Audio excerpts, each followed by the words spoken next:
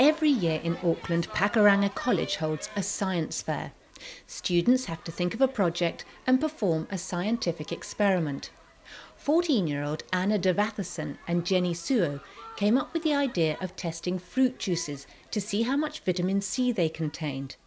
They were surprised to find ribena had the least amount of vitamin C of all the juices they tested. First we thought we'd done it wrong, and we tested a million times, and when we kept on getting the same results, we thought, oh, there really must be something wrong, and we were completely blown away because we'd been brought up to think that ribena had so much vitamin C with the advertising we'd seen.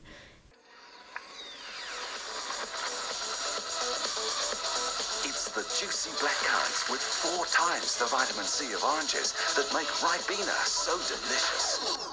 Dive into the amazing taste of ribena's vitamin C. Chemistry teacher Lorraine Barton had also seen the ribena ads and was equally baffled by the results of Jenny and Anna's test. I thought their result was bizarre. I thought it was quite unlikely, as did they. And when they retested and found the same result each time, it was very, very, very unusual and surprising. We decided to write a letter to ribena. However, we didn't get a reply, so we decided to call them up.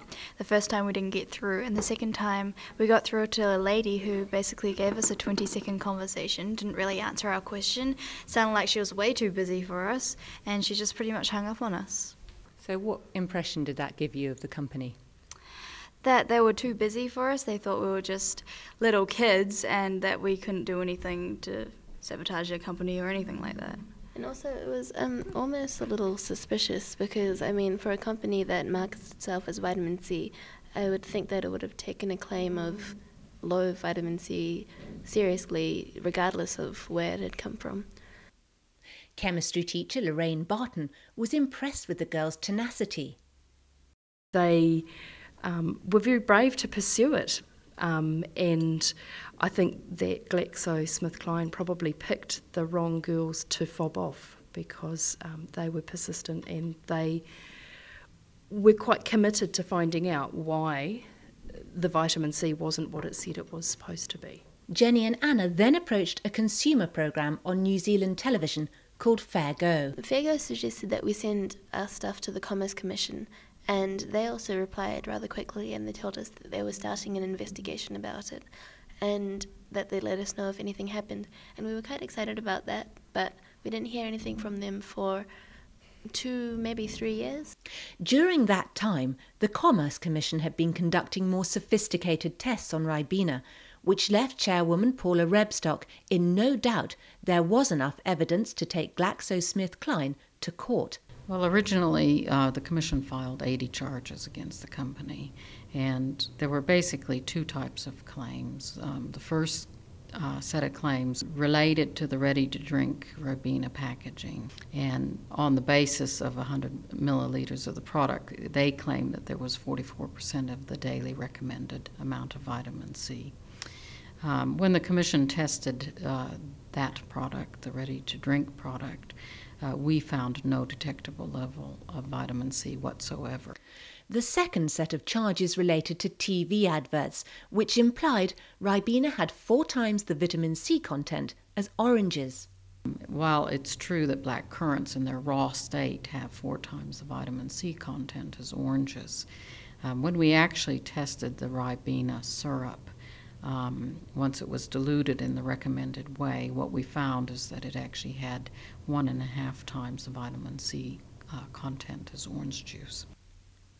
GlaxoSmithKline pleaded guilty to both sets of charges.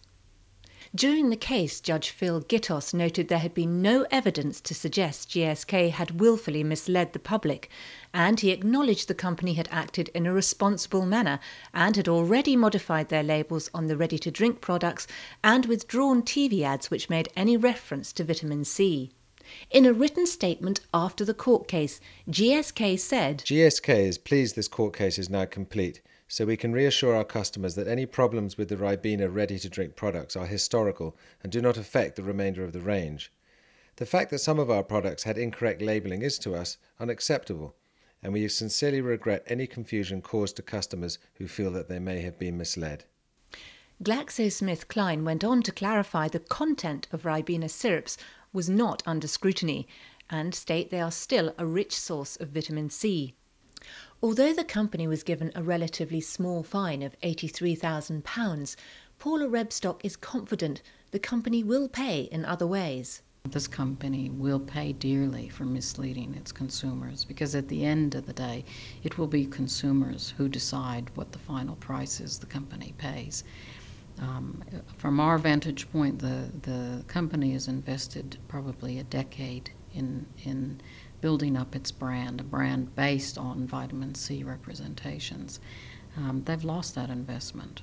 Head teacher at Lone Carry School, Bev Thompson, is one such ribena customer who won't be buying their products again. I had 5 babies under the age of 5.5, and I religiously gave them ribena every day, thinking that I was giving them vitamin C, which can't be stored in the body, I believe. And now I find out that I wasn't giving them vitamin C at all. How does that make you feel? I don't know, it's just a feeling that you've been deceived.